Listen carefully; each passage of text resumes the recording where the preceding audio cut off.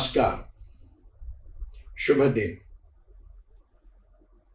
पूरा विश्वास है कि आप कुशल मंगल होगे, घर पे आपके मित्र भी आनंद में होंगे। आज एक नया विषय लेकर के आया हूं मैं। वर्तमान युग का परिचय है गतिमान युग।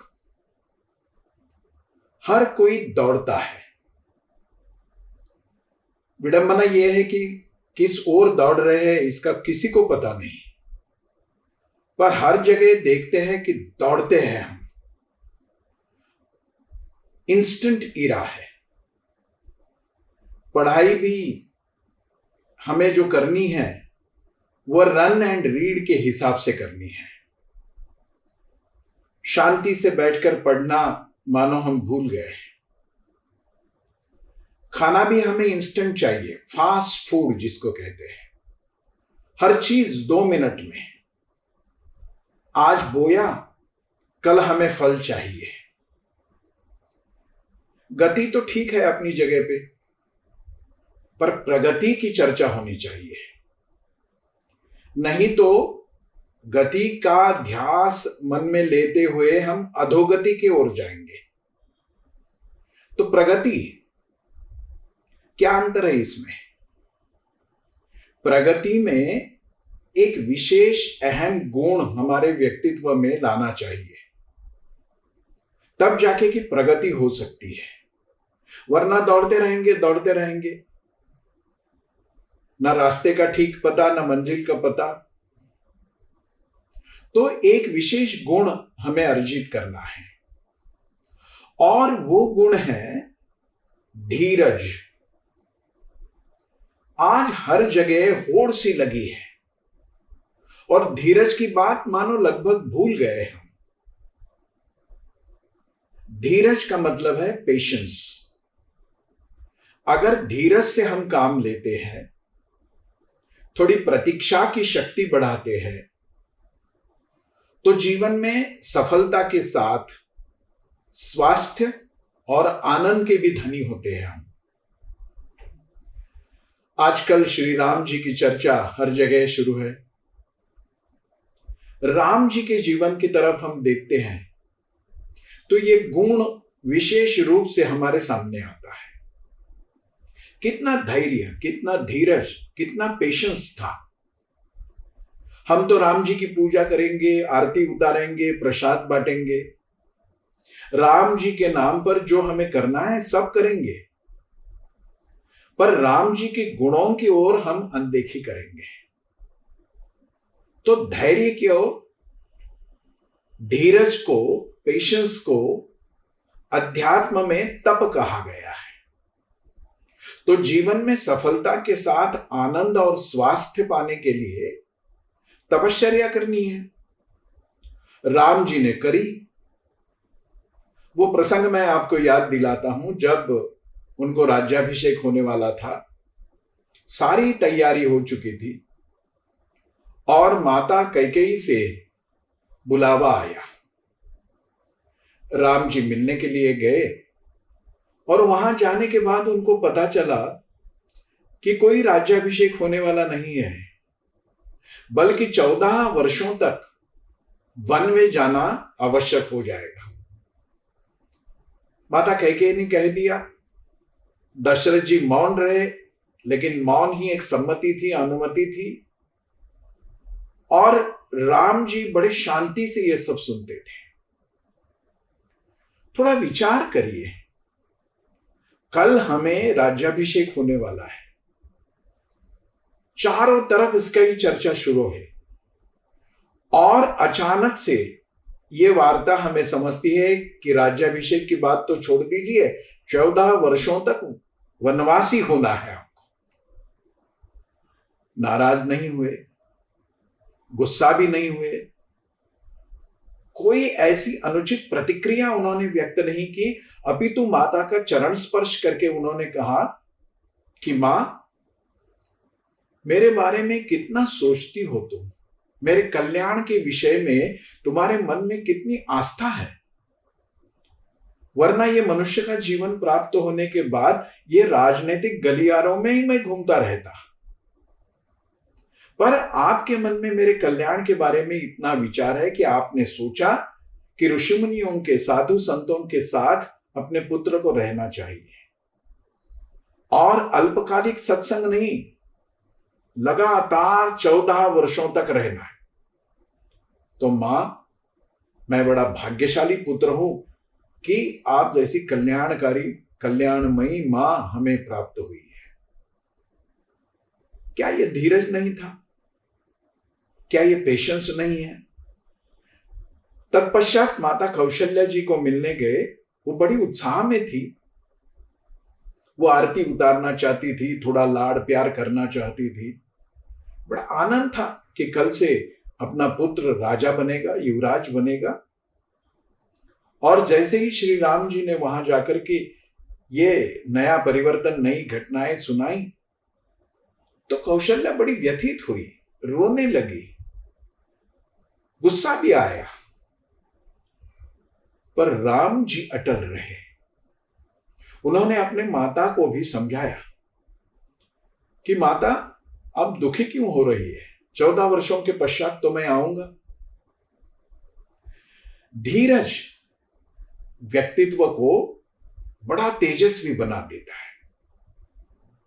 ये लॉकडाउन के समय हमने देखा कि चंद दिनों की बात थी, पर हम घर में रहना पसंद नहीं करते थे,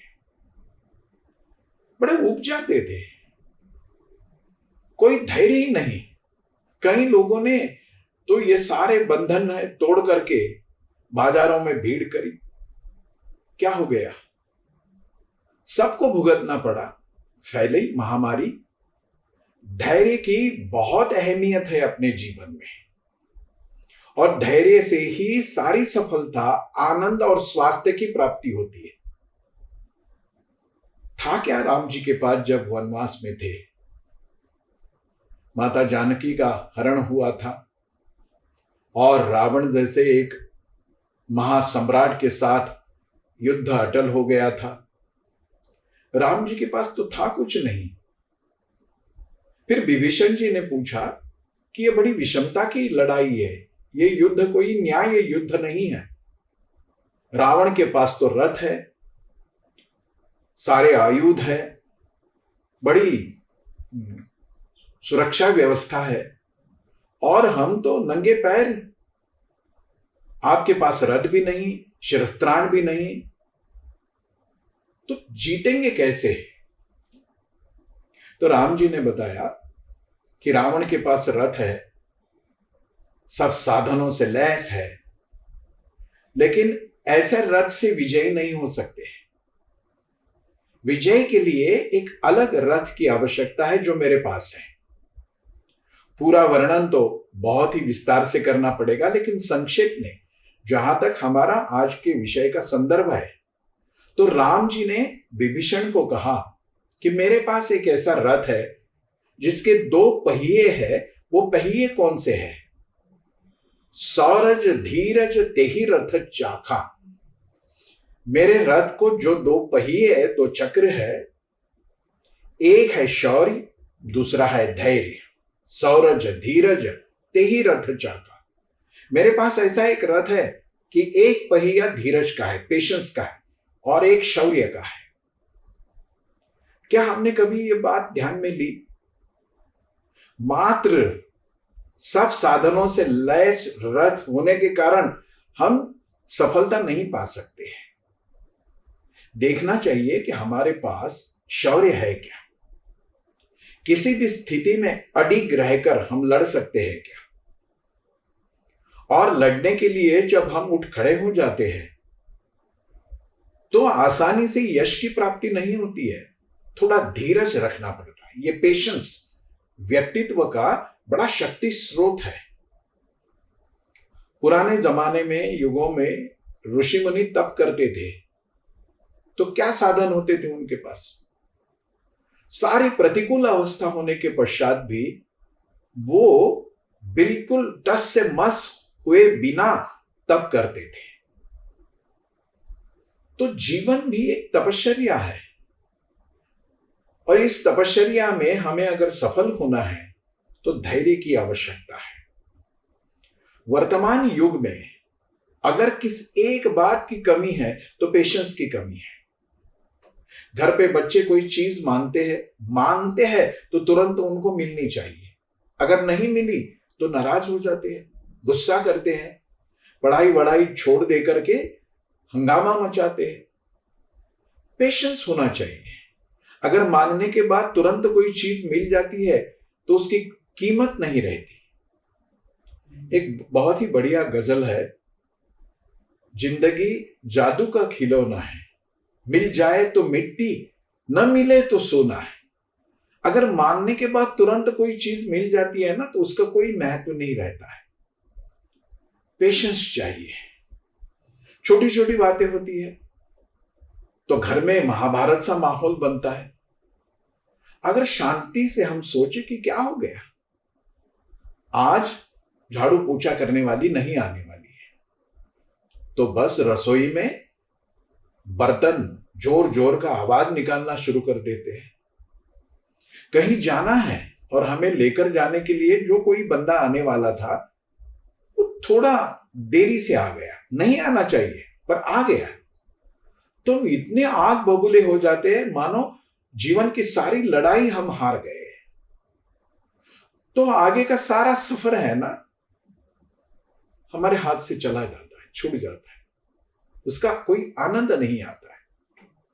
थोड़ा पेशेंस, थोड़ा धीरज और शौर्य की तो आवश्यकता है, लेकिन शौर्य भी उनको शोभायमान होता है जिनके पास धैर्य है। महाराणा प्रताप महाराणा थे, पर अपने मूल्यों के कारण जो वनवासी जीवन उन्होंने अपनाया था उसमें क्या कम कठिनाइयां थी, कम दुख दर्द थे, पर बड़े धैर्य के साथ वो सब सहन करते रहे। लेकिन आज वर्तमान में हमारे जीवन की ये बड़ी ही शोकात्मक स्थिति हो गई है कि किसी के पास रुकने के लिए समय नहीं है, दो प्यार की बातें करने का समय नहीं है, एक दूसरे के बारे में कुछ सुख दुख की बातें करें, इतना हमारे पास समय नहीं है। बस दौड़ते जा रहे हैं, दौड़ते जा रहे हैं, दौड़ते जा रहे हैं बेमतलब। और शाम के समय जब बिस्तर पर हम लेटते हैं तो पता ही नहीं चलता कि आज दिन भर हमने क्या किया, क्या पाया, क्या खोया। ना कभी शांति से बैठ सकते हैं, ना कोई पसंदीदा गीत सुन सकते हैं, ना संगीत का लुत्फ उठाते हैं, ना अच्छी सी कहानी, अच्छा सा उपन्यास पढ़ते हैं, ना अपने बिरादरी के, अपने लोगों के साथ, अपने परिवार के लोगों के साथ कुछ प्यार की बातें करते। समय नहीं है हमारे पास, पर क्या पाने के लिए दौड़ रहे, बस झोली तो खाली रहने वाली है। तो आज का दिन हम संकल्प करें कि धैर्य रखें, प्रयत्न पूर्वक थोड़ा समय निकालें, और ये धीरज जो है वो धीरे धीरे हम बढ़ाएं। ये सारी विश्व रचना मेरे अकेले के लिए नहीं बनी है। तो कभी मेरे मन की सी बातें होगी, कभी मैं नहीं चाहता हूं ऐसी भी बातें होगी, तो ये छोटी मोटी बातें तो होती ही रहेगी, लेकिन हमें परेशान नहीं होना है। आज का दिन कितना अच्छा दिन मिला है उपहार में, तो प्रभु जी ने हमें ये दिन दिया है, तो हम संकल्प क्या करेंगे? यही कि सारा कौशल हमारे पास हो ना हो, थोड़ा धीरज होना चाहिए। एक झोपड़ी नुमा, एक बिल्कुल ही साधारण सी जगह पर सालों तक श्री राम जी रहे अयोध्या जी में, धीरज रखा। आपको पता होगा बीच में उनको वस्त्र भी ठीक से नहीं मिलते थे, जो मिलते थे साल भर वही पहनने पड़ते थे राम जी को, रामलला को। भोग भी ठीक तरह से नहीं लगाया जाता था, पर रामलला ने धीरज रखा, और उसका फल आज हम देख रहे हैं। विश्व का सबसे विशाल भवन राम जी के लिए बनाया जाएगा। अगर भगवान धीरज रखते हैं तो हम इंसान क्यों धीरज छोड़ते हैं? अपना जीवन सफल, स्वस्थ और आनंदमयी बनाने के लिए धैर्य रखने का अभ्यास बढ़ाएं। इसी कामना के साथ आज का चिंतन हम विरामित करते हैं।